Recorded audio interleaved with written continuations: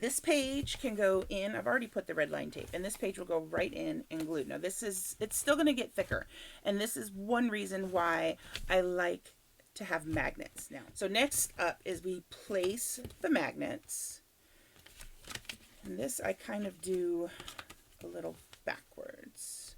So that is going to need, and this is where I can't ever get these out. Okay, so that's going to need one there. That was a little trick that Jody taught or showed everybody when you need to match them up. Put your sticky on and then go like that. And then when you open it, they're automatically matched up. Now, then I should have another one somewhere over here. Yep, there it is. And then, there we go. So now this, if I close it this way, it matches up. And if I close it this way, it matches up. And I think the same thing here. It will match up. So there you go. It didn't really matter that I did it the other way. Now, sometimes I have gone and done these inner pages where I don't put magnets on them. This time I am definitely going to do that so you guys can see how that works. Okay, now we're flipping around and attaching ourselves to magnets in the package. There we go. All right, I'm just going to go ahead and put the sticky on both sides of this. Now for the magnets that I have that are the Amazon ones, I do not put the adhesive on them until they're already on here, kind of like I did for those other ones.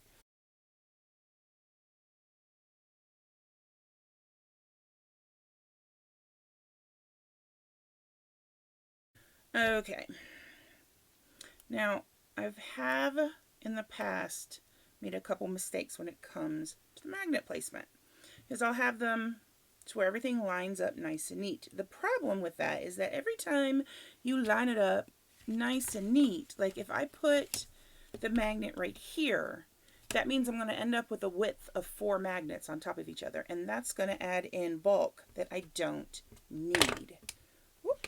So I make sure that I move the magnets around. It looks kind of funny like this, but it works very well. So now it will all stay closed. Now, had I thought ahead of time, and what I might do the next time I do one of these pages is actually put a second one here, so I can do a second one here, so it will have closures on both sides. I really don't think it's going to matter though that much. So I am going to start decorating. Oh, I want my, no, not foam tape. My 1/4 inch foam tape and my 1/4 inch score tape are right next to each other. Yes, this is the side of this I wanted.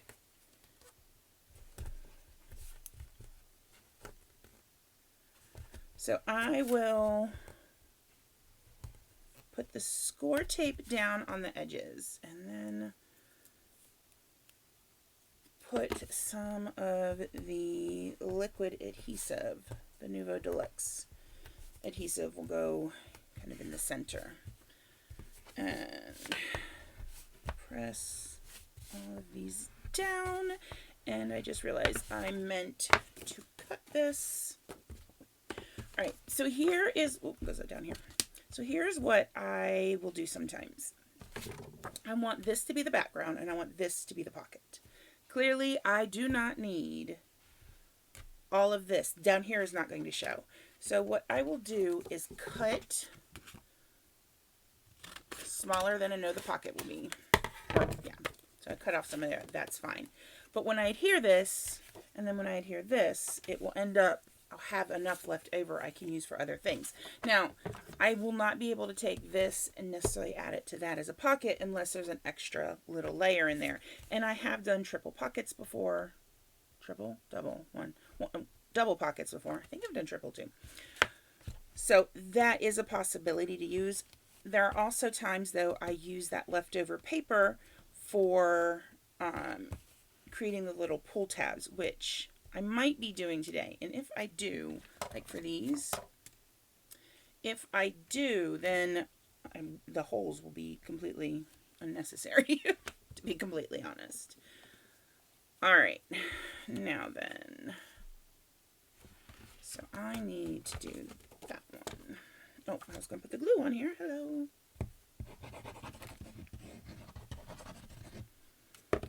I am so in love with this Dear Santa collection.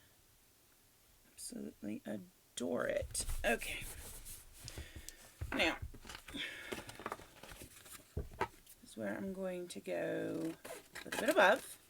This is now scrap and going to go into my scrap pile of paper. And then over here, I have somewhere, here it is, I have a bucket. So why would I need to cut the pocket and this black to the same size? And the reason is the pocket will make it sturdier so that when the tags or memorabilia or whatever it is coming in and out, it's less likely it will be ripped. So I do not tend, because I've already inked all the edges of these with my black soot. But I don't generally ink the edges of the pockets since stuff tends to go on there. I'll put like a little ribbon or something like that. All right. So that will go there. And then this is where I want to take my Nouveau Deluxe adhesive and go along like this. Now, I said this in one of the other videos, but the Nouveau Deluxe adhesive I use definitely for pockets because when it's dry, it's dry. You know how when you peel something off adhesive, like the tape, you still have that stickiness in the tape, and I don't want to tuck a tag in there and have it hit the stickiness of tape and then either get stuck or be ruined. So, all right, whoop. I'm going to unfold all of it so I can make sure things line up evenly. There we go. All right, and then I was like, what am I touching? It's the tag on the other side. That's another thing. I want you to look. With the way these are, it's snug enough. I'm not going to go and stick 7 tags in this. That's not happening. But it's snug enough that even when it's upside down, the stuff's not coming out. Which is one reason why I don't mind putting pockets like all over these things. So here I'm going to want to do, you know what would be nice is a strip of gold. Do I have, hold on, what do I have in here that might work? Ooh, strip of black too. And actually, I think with that width of it, it would be just about perfect. Kind of reminds me of the belt that Santa has. So, adhere that down. I did not understand how a craft pick could be such a useful tool until I saw Jody work with these memory books at Creativation last year. It was one of those things where you are like, well, duh, but then you see it and go, oh, how have I actually really been missing all of that? All right, so this pocket is now done. So now, hopefully it'll be done. I need to let that glue dry. Now we're going to work on some of the upper ones. So all right, it's voiceover Amy here. The rest of this just involves gluing down the different pattern papers, which I didn't think you really needed to see in real time, so I've sped it up so the video doesn't last like 7 million hours, because I swear sometimes my videos can be that long. All right, so I will confess I kind of messed up something on this page.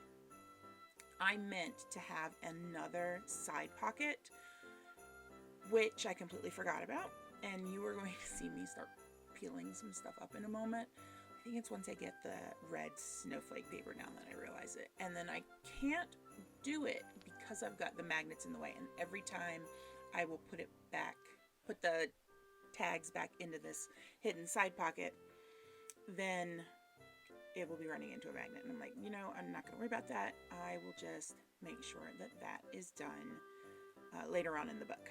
which there's plenty of depth with this. Looking at it right now, it's probably actually slightly too thick. Do I care? No.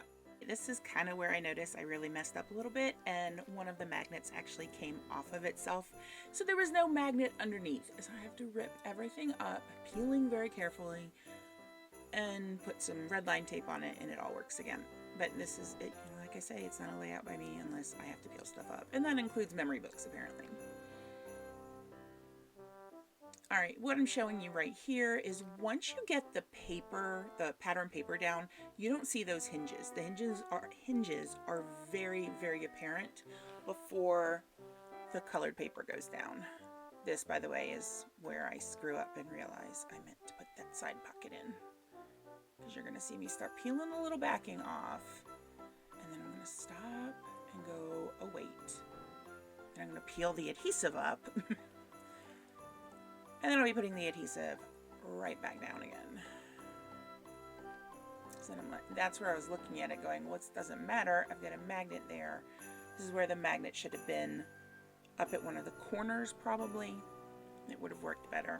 So that snowflake page, the red snowflake page, is the one that's going to end up being on top for the most part. That's probably where I'm going to be putting day 3. And I will do it just as a traditional, like, little scrapbook page. It'll be smaller than 6x8, but I can print my photos whatever size I want and make it work. These inner pages, I don't tend to put anything on yet. Those get filled in as the week progresses. So I will look at Shamel's different class prompts and decide some of these I will want to put like little hidden pockets, or I might just want to put photos on. Sometimes these flip-flap pages I end up doing, like if there's a whole prompt that I have a lot I want to include, I'll include 2 or 3 of these as that day, which is fine. That's what I love about this. Like this page right here is really what encompasses what I like about the memory book so much. It's like a little hidden adventure. You have something new to open every single day and see exactly like where's it going to lead now. It's just, I don't know. I really like that. So I have almost got all of my pockets down, and I'm going to go back to real time maybe.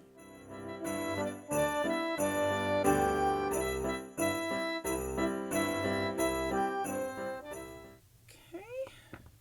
Oop. See if we can do this.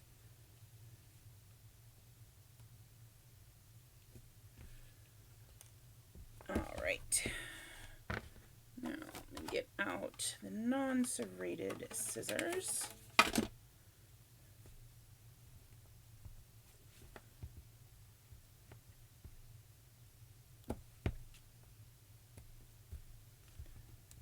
And trim just the ends down there, and then I'm going to take the little fine tip and put a little bit of glue on there. There we go. All right, so this page is done. And in the next video, I will show you how I put it into the book, and I will work on the day 3 prompt.